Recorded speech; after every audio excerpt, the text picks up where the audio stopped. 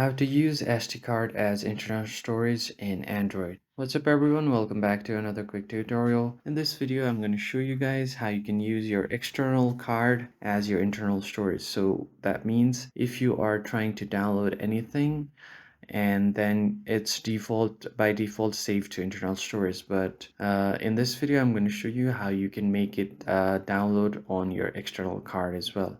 So first thing that you want to do is open your settings menu, and from here just scroll all the way to the bottom until you see developers option.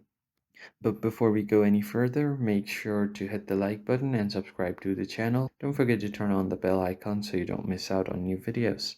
Alright, so once your developers option is open, scroll down. You can scroll all the way down. It depends on your device, what device you're using. On my device, it's a little bit up than the bottom part of my settings. So I'm just going to scroll a bit up, and here I see on standby apps below this, I have this option called force allow apps on external.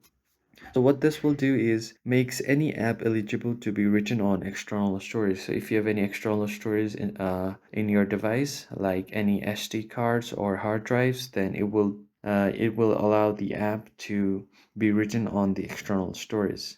And if you just turn it on, your external storage will act as your internal storage as well. And that's how you can use your SD card as internal storage in Android. If you found the video helpful, hit the like and subscribe. I will see you on the next one.